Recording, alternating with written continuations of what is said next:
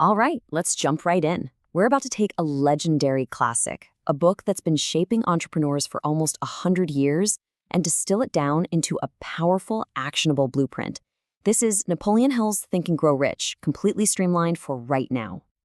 Okay, so everything, and I mean everything, we're about to talk about hinges on this one pretty radical idea. Hill's entire philosophy kicks off with this premise. Your thoughts, especially when they're organized and backed by a real burning desire, aren't just passive daydreams. He believed they are tangible forces that can and absolutely do shape your reality. And you've got to remember the context here. This book wasn't written when times were easy and prosperous. No, this was forged in the fire of the Great Depression, a time of unbelievable hardship. Napoleon Hill literally went out to discover what separated the winners from everyone else, and he built this system as a direct answer to all that chaos. So let's treat this like a little workshop. See, Hill's book is so much more than just theory. It's a formula, a recipe. We're going to break down his famous steps to riches into 3 core parts: the blueprint, the engine, and the fuel. First things first, you need a blueprint. Before you take any action, before you even talk to anyone, you have to forge this unshakable contract with yourself. This is all about getting crystal clear on precisely what you want and locking it into your mind. And this is a huge distinction Hill makes. He says most of us get stuck in wishing. It's passive, it's vague, I hope I get rich someday.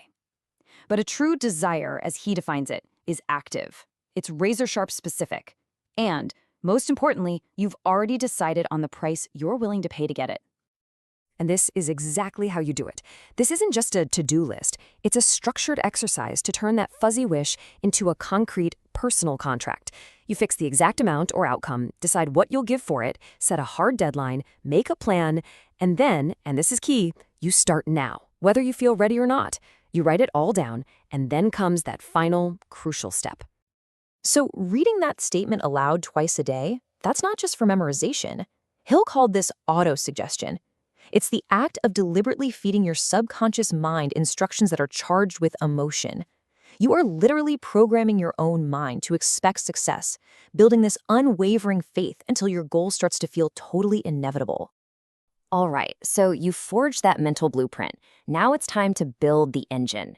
This is the actual machinery, the action, the knowledge, the people that's going to bring your plan to life. And here's some great news. You don't need to know everything. Hill argues that general knowledge is kind of useless on its own. The real power comes from getting specialized knowledge right when you need it, like just-in-time learning, and then applying it directly to your specific goal. And here's how you put that engine together. You draft a detailed plan with dates. You pull together what he calls a mastermind group. We'll get to that in a sec. You build in weekly reviews to see what's actually working. And this one's huge. You treat failure as data. When a plan breaks, you don't quit. You just swap it out for a better one immediately. Okay, this is one of Hill's most game-changing concepts. The mastermind isn't just a team, it's a true alliance. It's a small group of people working in perfect harmony, all focused on a definite goal. This group becomes your source of ideas, of energy, and maybe most importantly, of the accountability you need to keep that engine humming. A powerful engine is worthless if it's stuck in neutral. Hill found that the most successful people make decisions quickly, and then they're slow to change them. They beat procrastination by setting hard deadlines for choices. The whole key is to decide, act, and then only revisit that decision if you get new information, not just because you're in a different mood. So you've got the blueprint and you've built the engine. But what happens when the road gets really long and really hard? Well, that brings us to the final piece of the puzzle, the fuel. This is all about how you sustain momentum through all those inevitable challenges. I just love this quote because it is so true. In every big project, there's a point between the initial excitement and the final victory that is just, it's ugly. It's a grind. Persistence is simply the habit of pushing through that phase and refusing to let a temporary setback become a permanent failure.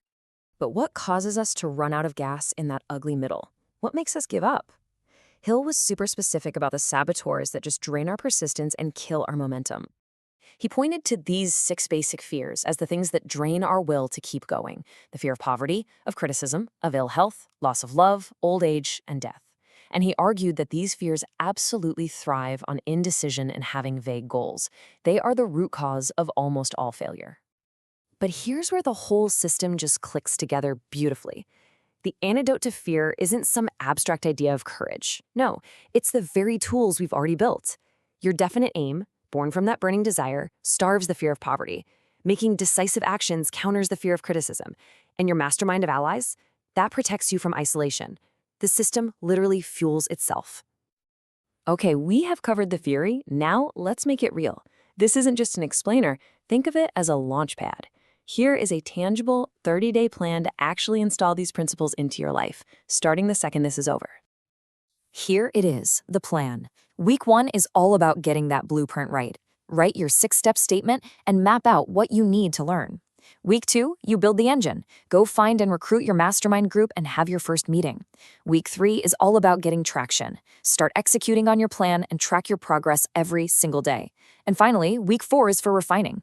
Review your results, replace what didn't work, and sharpen your plan. This is how you build real momentum. You know, Napoleon Hill's work, when you boil it all down, is a profound statement about our own power. It's a challenge. It says that your thoughts, when you organize them and pursue them with persistence, can truly shape your world. So the system is right here. You have the blueprint. The only question left is, what will you build?